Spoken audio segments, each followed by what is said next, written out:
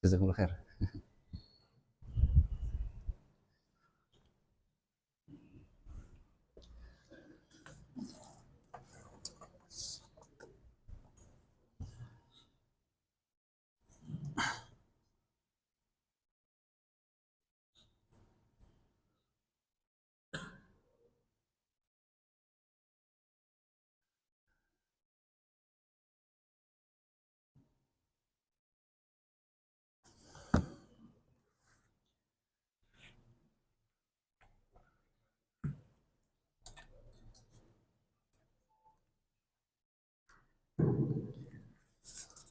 Bismillahirrahmanirrahim. Assalamualaikum warahmatullahi wabarakatuh.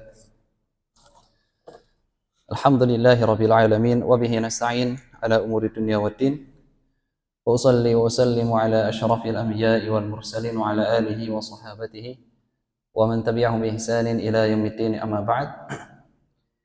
Alhamdulillah, senantiasa kita memuji dan memuja Allah Subhanahu wa taala atas segala limpah nikmatnya, nikmat Islam, nikmat iman, nikmat hidayah dan taufik, sehingga kita bisa dimudahkan oleh Allah Subhanahu wa taala untuk bermajelis ilmu, dimudahkan oleh Allah Subhanahu wa taala untuk melaksanakan salat subuh berjamaah. Semoga Allah Subhanahu wa taala senantiasa memberikan nikmat-nikmatnya kepada kita tatkala kita mensyukuri nikmat tersebut. Salawat dan salam, keberkahan dan tambahan senantiasa kita saji sanjungkan kepada junjungan Nabi kita Muhammad sallallahu alaihi wasallam beserta para sahabatnya, para keluarganya, dan semoga Allah Subhanahu wa taala menjadikan kita semua sebagai pengikut sejati Nabi kita Muhammad sallallahu alaihi wasallam, menumbuhkan rasa cinta kita kepada beliau sehingga kita senang di dalam menjalankan sunnah-sunnahnya, bukan karena keterpaksaan. Baik para hadirin yang dirahmati Allah Subhanahu wa taala, insyaallah kita akan melanjutkan lagi kajian kita tentang kitab Al-Jami', bab Al-Adab, Babul Adab dari Kitabul Jami', sebuah karya tulis dari salah seorang ulama, Al-Hafidz Ibnu Hajarin Al-Asqalani rahimahullahu taala. Yang mana kita sudah sampai pada hadis yang ke-12. Insyaallah hari ini kita akan membahas dua hadis, karena dua hadis ini masih dalam satu bab, ya, tentang bab bagaimana kita menggunakan sendal, bab adab menggunakan sendal. Ma jaa fi sifatil inti'al. Hadis yang pertama adalah hadis yang berkaitan tentang bagaimana adab seorang muslim tatkala dia menggunakan sandalnya. Wa anhu, dari Abi Hurairah radhiyallahu taala anhu, bahwasanya Rasulullah sallallahu alaihi wasallam beliau bersabda, "Idza ta'ala ahadukum falyabda bil yamin wa idza khala'a falyabda bishimal. Wal takunil yumna awwalahuma yulbas wa akhirahuma yunza." Hadis sahih riwayat Al-Imam Al-Bukhari rahimahullahu taala. Hadis ini yang menunjukkan adab bagaimana seorang muslim hendaknya dia menggunakan sandalnya. Di sini Rasulullah SAW mengatakan, "Idza ta'ala ahadukum falyabda bil yamin." Jika salah seorang di antara kalian ada yang ingin menggunakan sandalnya, maka mulailah dengan kanannya.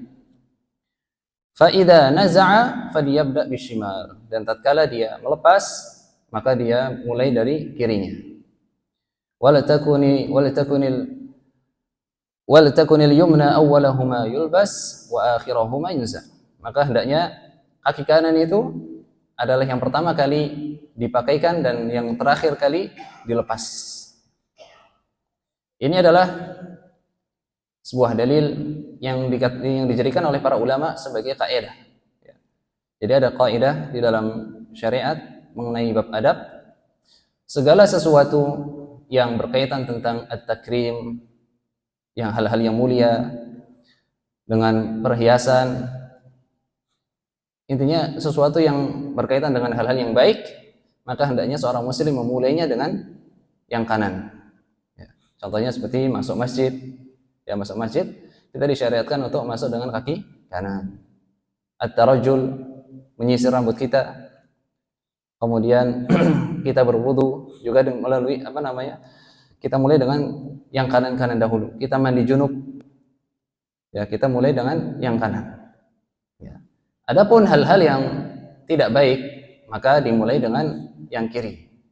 Seperti kita keluar masjid, kita masuk ke kamar mandi, ya kemudian kita memegang kemaluan dan yang lain sebagainya, maka ini hendaknya kita mulai dengan yang kiri-kiri dahulu. Ya. Dan kaidah ini seperti sebuah sesuai dengan hadis dari Aisyah radhiyallahu taala anha, yang mana Aisyah radhiyallahu taala anha beliau pernah mengatakan, kana Nabi sallallahu alaihi wasallam yu'jibuhu at-tayammunu fi tana'ulihi wa tarajjulihi wa tuhurihi wa fi sya'nihi kullihi. Dari Aisyah radhiyallahu taala anhu bahwasanya Nabi kita Muhammad SAW dahulu senang untuk memulai yang kanan-kanan dahulu. Dalam hal apa saja? Di dalam hal at-tana'ul, menggunakan sandal, wa tarajjul, menyisir rambut, wa tuhur, bersuci, baik hadas kecil atau hadas besar, wa fi sya'nihi kullih, dan setiap perkara-perkara yang baik yang lainnya. Ini adalah kaidah yang disampaikan oleh para ulama, ya bahwasanya hal-hal yang baik hendaknya kita mulai dengan yang kanan-kanan. Apa saja? Bahkan Nabi Muhammad SAW tatkala beliau tahallul dan beliau ingin menyukur rambutnya, beliau mulai dari kanan dahulu. Ya, karena tahallul adalah salah satu ibadah, ya, dan ibadah semuanya baik. Dan ibadah semuanya baik. Sebagaimana sebuah hadis yang diriwayatkan oleh Al-Imam Al-Bukhari dari Anas radhiyallahu taala anhu bahwasanya Rasulullah sallallahu alaihi wasallam lamma halaqa ra'sahu kana Abu Talhah awwala man akhadha bi sya'rihi.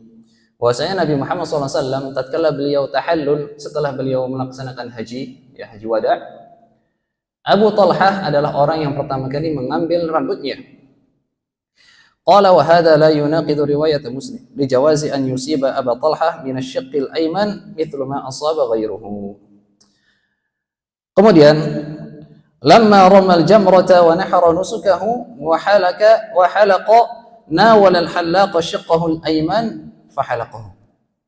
Kemudian Nabi Muhammad SAW setelah beliau melempar jamrah, kemudian beliau berkorban, ya, maka beliau pun memberikan kepala beliau yang sisi kanan kepada al-halaq, kepada tukang cukurnya. Agar apa? Agar tukang cukur tersebut mencukur yang sebelah kanan dahulu. Ini adalah sebuah sunnah. Sebuah sunnah, jadi tidak sembarangan. Dan tahallul adalah salah satu ibadah yang mulia, ya, salah satu ibadah yang mulia, penutup dari ibadah umrah dan ibadah haji. Sehingga tatkala kita tahallul, kita utamakan yang sebelah kanan. Thumma da'a Abu Talhah al-Ansari fa'a'tahu iyyahu thumma nawalahu ash-shiqq al-aysar faqala ihliq fahalaqahu fa'a'tahu Abu Talhah. Kemudian setelah Nabi Muhammad SAW beliau dicukur yang sisi kanannya, rambutnya diberikan kepada Abu Talhah. Setelah semua rambutnya diberikan kepada Abu Talhah, Nabi Muhammad SAW memberikan kepalanya yang mulia yang sebelah kiri kepada tukang cukur, dan akhirnya dicukurlah oleh tukang cukur tersebut, dan rambutnya diberikan lagi kepada Abu Talhah. Jadi rambut Nabi Muhammad SAW sisi kanan dan sisi kiri semuanya diberikan kepada Abu Talhah. Kemudian Nabi Muhammad SAW berkata kepada Abu Talhah, yaqsimhu bainan nas. Wahai Abu Talhah, bagilah rambut-rambutku ini kepada manusia. Ya, karena kita tahu semua seluruh yang menempel di jasad Nabi kita Muhammad SAW seluruhnya adalah berkah. Sehingga rambut Nabi Muhammad SAW pun, ya, adalah keberkahan, sehingga rambut-rambutnya dibagi kepada manusia. Ini menandakan bahwasanya hal-hal yang baik di dalam suatu ibadah atau di dalam suatu adab, ketika hal tersebut baik, maka hendaknya kita mulai dengan yang kanan-kanan. Karena Nabi SAW yu'jibuhu at-tayammunu fi tana'ulihi wa tarajjulihi wa tuhurihi wa fi sya'nihi kullihi. Karena Nabi SAW dahulu, Nabi Muhammad SAW suka untuk memulai yang kanan-kanan di dalam mencukur, di dalam menyisir, di dalam bersuci, di dalam menggunakan sendal, dan di dalam setiap perkara yang baik-baik. Ini yang berkaitan tentang hadis yang pertama, ya. Yang berkaitan tentang hadis yang pertama.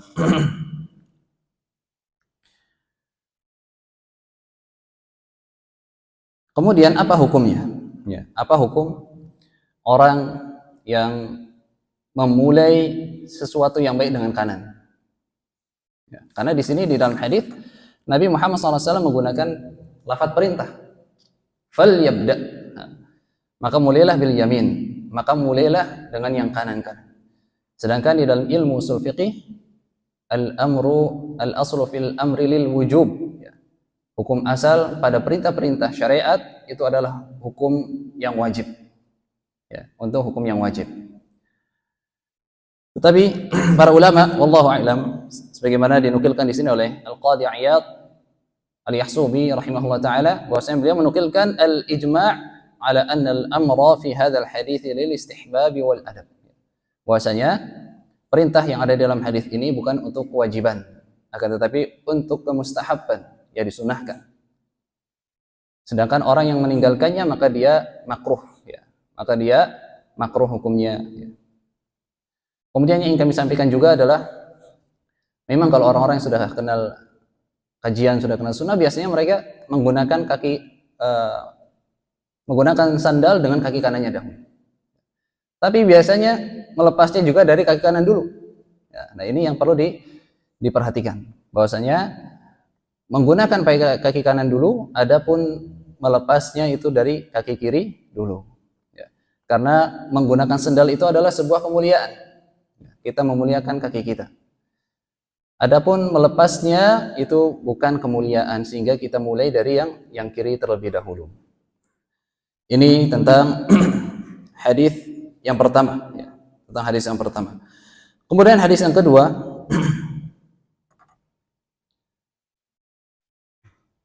Hadis yang kedua adalah hadis dari Abi Hurairah radhiyallahu taala anhu, bahwasanya Rasulullah sallallahu alaihi wasallam bersabda, "La yamshi ahadukum fi na'lin wahidah wal yan'alhuma jami'an aw liyakhla'huma jami'an." Muttafaqun alaihi. Hadis dari Abi Hurairah radhiyallahu taala anhu, bahwasanya Rasulullah sallallahu alaihi wasallam bersabda, jangan ada salah seorang di antara kalian yang berjalan dengan menggunakan satu sandal. Maka hendaknya dia menggunakan keduanya atau dia lepas keduanya. Hadis ini hadis yang sahih, muttafaqun alaih. Hadis muttafaqun alaih, riwayat al-Imam Al-Bukhari dan Muslim. Hadis ini menunjukkan bahwasanya kita tidak boleh ketika berjalan untuk menggunakan satu sandal, ya. Untuk menggunakan satu sandal. Lebih baik kita lepaskan keduanya atau kita pakai keduanya. Kemudian apa hukum orang yang menggunakan satu sandal ketika berjalan? Hukumnya apa? Secara zahir dari hadis ini, wallahu a'lam, hukumnya adalah haram. Ya. Karena Nabi Muhammad SAW di dalam hadis ini menggunakan lafaz an-nahi, lafaz larangan, dan hukum asal lafaz larangan itu hukumnya haram. Ya. Sebagaimana dikatakan oleh Ibnu Hazmin dan disetujui oleh Al-Imam As-San'ani rahimahullah ta'ala. Akan tetapi ada pendapat yang kedua, dan ini pendapat jumhurul ulama, bahwasanya hadis tersebut adalah hadis yang menunjukkan kemakruhan, ya, orang-orang yang menggunakan satu sandal ketika berjalan. Karena hadis ini masih di dalam bab adab, ya. Masih di dalam bab adab. Jadi para ulama mereka punya metode di dalam, ya, kapan larangan itu berubah menjadi makruh. Ya, salah satunya adalah ketika hadis-hadis tersebut berkaitan tentang adab, maka as-sarif, ya, yang memalingkan dari kewajiban menuju kemakruhan adalah karena hadis tersebut berkaitan tentang adab. Ya, para ulama ada metode seperti itu. Sehingga jumhurul ulama mengatakan bahwasanya hadis ini menunjukkan bahwasanya menggunakan satu sandal ketika berjalan hukumnya adalah makruh. Kemudian para ulama berbeda pendapat. Ya, atas alasan mengapa kita dilarang untuk menggunakan satu sandal. Ya, alasannya apa? Yang pertama yang dikatakan di sini, li'anna an-ni'ala syuri'at liwiqayati ar-rijli 'amma fil ardi min syaukin aw hajarin aw hararatin wa nahwi dhalik. Fa idza faradat ihda ar-rijlayn bin na'li ihtaja al-mashi an yatawaqqa li ihda rijlayn ma la yatawaqqa lil ukhra. Fa yakhruju bidzalika an sijiyati mishyatihi wa la ya'manu ma'a dzalika al-'ithar. Yang pertama adalah karena kalau orang menggunakan satu sandal, ya tentu dia akan melukai kakinya yang lain. Ya. Sehingga ketika ada orang yang menggunakan satu sandal, jalannya itu menjadi tidak mustaqim. Ya. Yang harusnya dia polong aja jalan, tapi dia akhirnya sedikit terganggu di dalam jalannya. Ini adalah yang pertama. Ya. Kemudian yang kedua adalah alasannya karena li'anna hadza min babil 'adli bainal jawarih. Yang kedua adalah alasannya karena menggunakan dua sandal atau melepaskan keduanya itu masuk di dalam bab adil di dalam jawarih. Ya, bab adil dalam jawarih, dalam raga kita. Jadi kita harus bersikap adil untuk raga kita. Makanya datang larangan kita tidak boleh untuk berjemur sebagian jasad kita dan sebagian lainnya tidak terkena sinar matahari. Nah, salah satunya adalah kita tidak boleh menggunakan satu sandal, yang satunya tidak menggunakan sandal, karena ini bukan termasuk bab adil. Ya, tidak termasuk keadilan. Sedangkan Islam mengajarkan kita untuk selalu berbuat adil. Innallaha ya'muru bil 'adli wal ihsan wa ita'i dzil qurba wa yanha 'anil fahsya'i wal munkar. Ya, sesungguhnya Allah Subhanahu wa taala memerintahkan kita untuk berlaku adil. Ya, salah satunya adalah dengan anggota tubuh kita. Ini adalah alasan yang kedua. Kemudian alasan yang ketiga adalah li'alla yakuna min babi syuhrah fatarfa'u ilaihi al-absar. Yang ketiga alasannya adalah agar tidak masuk ke dalam bab syuhrah. Ya. Bab syuhrah, syuhrah itu ketenaran. Ya. Dia mencari tenar. Ini aku punya gaya baru nih, pakai satu sandal, yang satunya tidak pakai. Ya. Padahal asyuhrah, ketenaran, itu juga salah satu yang dilarang dalam Islam. Ya. Kita menggunakan baju yang bertujuan untuk biar kita tenar, itu tidak boleh. Ya. Sebagaimana sabda Nabi kita Muhammad SAW, man labisa libasa syuhrah fid dunya albasahullahu libasa dhulli yaumal qiyamah. Barang siapa yang mana dia menggunakan baju-baju yang bertujuan untuk ketenaran, maka dia akan diberikan baju kehinaan di hari kiamat. Ya. Maka jangan sampai kita melakukan sesuatu tujuannya agar menjadi tenar. Ya. Agar menjadi tenar. Makanya anak dulu ketika kuliah, awal-awal kuliah di Mekah, anak belum punya jubah. Ya. Anak belum punya jubah. Waktu itu fulus anak juga masih dikit. Belum cukup untuk beli jubah. Jadi anak ketika masuk ke kelas, anak pakai koko dan sarung. Ya, pakai koko dan sarung. Sedangkan pakaian-pakaian yang sudah menjadi ada di sana ketika ingin menuntut ilmu adalah jubah dan pakai shimal. Shimal itu yang kain yang diletakkan di kepala, warnanya biasanya warnanya merah putih. Ya, yang digunakan para masyayikh. Nah, para penuntut ilmu biasanya menggunakan pakaian seperti itu. Ya. Tidak pernah ada orang menggunakan sarung, pakai baju koko. Ya. Nah, anak akhirnya selama 2 pekan anak menggunakan baju koko dan sarung. Akhirnya anak ditegur sama salah seorang teman anak, namanya Syekh Salah Al-Bugis. Ya. Beliau asli dari Bugis, tapi beliau sudah mendapatkan kewarganegaraan di sana. Beliau mengatakan, ya Syekh Surya, antum kalau bisa pakai jubah, karena pakaian antum ini di sini pakaian syuhrah. Bukankah antum tahu larangan syuhrah di dalam hadis ya? Nanti antum terkenal menjadi Abu Izar, jadi nanti antum terkenal jadi Abu Izar. Nanti kamu dikenal sebagai Abu Izar, bapaknya sarung. Ya. Akhirnya anak pinjam uang, akhirnya anak beli jubah. Ya, pada intinya kita berusaha untuk melakukan sesuatu yang biasa-biasa saja, tidak perlu sampai menarik perhatian orang. Ya. Apalagi di zaman sekarang, zaman sosmed ya, orang-orang melakukan sesuatu agar dia tenar. Padahal Allah Subhanahu Wa Taala ya mencintai hamba yang innallaha yuhibbu al-'abda at-taqiyya al-ghaniyya al-khafi. Sesungguhnya Allah mencintai hamba yang bertakwa dan hamba yang tidak butuh kepada orang lain, maksudnya dia tidak minta-minta, dan khafi, ya, hamba yang bersembunyi, ya. Tidak mesti dia melakukan kebaikan dia harus nampak di hadapan manusia. Ini adalah hendaknya kita lakukan. Jangan kita menggunakan atau melakukan sesuatu yang bertujuan untuk ketenaran. Dan salah satunya yang bisa menimbulkan ketenaran adalah kita menggunakan satu sandal ketika berjalan. Ya, kita lihat kalau ada orang pakai sandal satu ketika berjalan, kita melihatnya dia aneh, ya. Melihatnya aneh. Makanya di sini salah satu alasannya adalah li'alla yunsaba ila ikhtilali ar-ra'yi wa dha'fihi. Ya, yang keempat, alasan yang keempat yang dikatakan oleh para ulama, agar orang-orang itu tidak seuzon kepadanya, ini orang waras atau tidak. Ya. Ini adalah salah satu alasannya mengapa kita tidak boleh menggunakan satu sandal ketika berjalan, agar orang-orang tidak seuzon kepada kita, ini orang waras atau tidak, otaknya jalan atau tidak. Nah, sedangkan kita di dalam syariat Islam suudzon itu tidak boleh, dan membuka pintu suudzon juga tidak boleh. Suudzon tidak boleh dan membuka pintu suudzon juga tidak boleh. Kemudian alasan yang kelima adalah li'annaha misyatus syaitan. Wa qad warada fi hadhihi al-'illati hadits Abi Hurairah radhiyallahu ta'ala anhu anna Rasulullah sallallahu alaihi wasallam qala inna syaitana yamshi bin na'lil wahidah.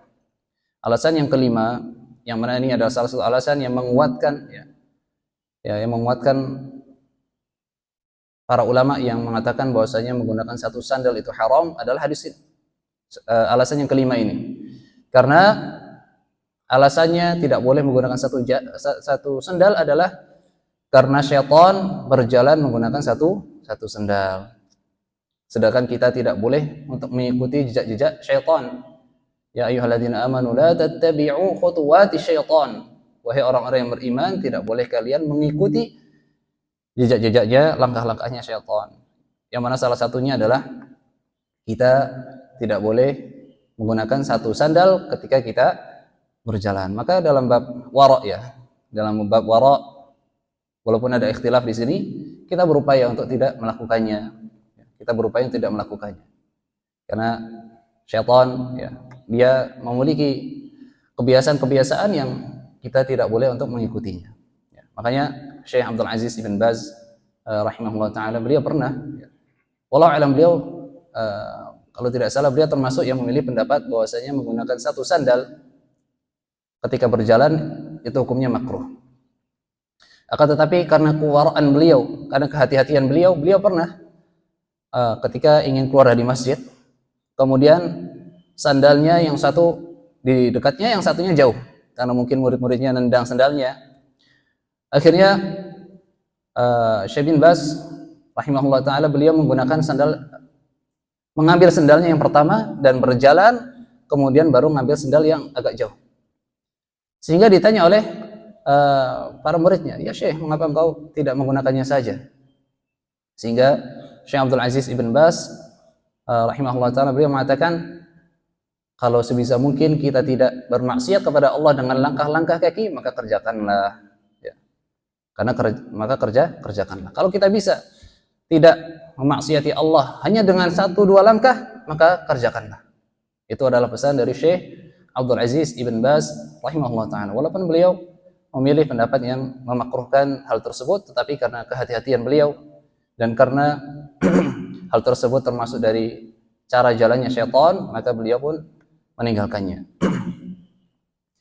Kemudian permasalahan yang selanjutnya yang ingin kami sampaikan adalah bahwasanya zahirul hadits anna hadha nahya makhsusun bi halatil masyi.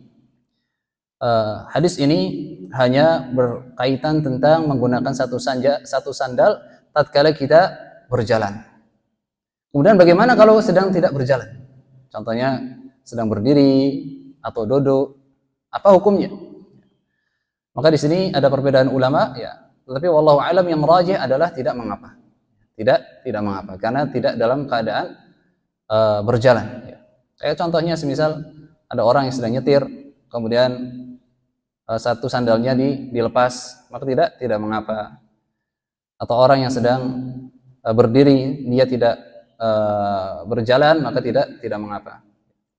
Tidak mengapa.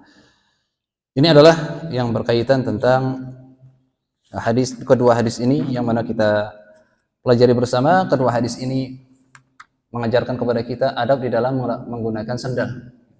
Adab di dalam menggunakan sendal, yang mana hendaknya kita berupaya untuk menjalankan adab-adab ini. Ya.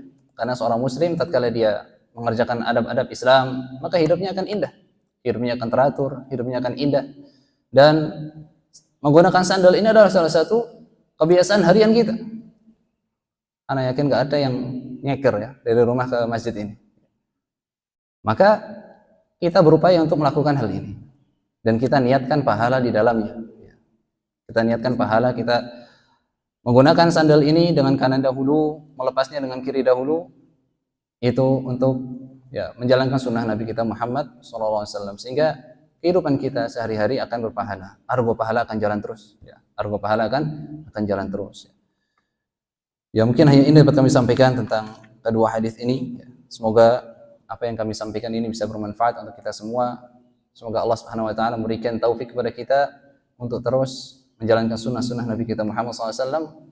Dimudahkan untuk beradab dengan adab-adab Islami. Ya. Dan kami ingatkan hari ini adalah hari tanggal 1 Dzulhijjah. Ya, termasuk hari-hari yang mulia di sepanjang tahun, dan 10 hari ke depan ya, adalah hari-hari yang mulia ya, yang mana Allah cinta orang-orang beramal soleh di dalamnya. Maka kita berupaya untuk memenuhi hari-hari ini dengan amal soleh. Karena ketahuilah amal-amalan soleh yang dilakukan di 10 hari awal bulan Dzulhijjah ini lebih dicintai, melebihi cintanya Allah dengan ibadah jihad ya. Ibadah jihad. Maka kita belajar di sini, kita sholat, sedekah kita, bacaan Al-Quran kita, itu semua lebih dicintai dari ibadah jihad fisabilillah. Mungkin hanya ini dapat kami sampaikan. Kita tutup majelis ini dengan doa kafaratul majlis. Subhanakallahumma bihamdika asyhadu an la ilaha illa anta astaghfiruka wa atubu ilaik. Assalamualaikum warahmatullahi wabarakatuh.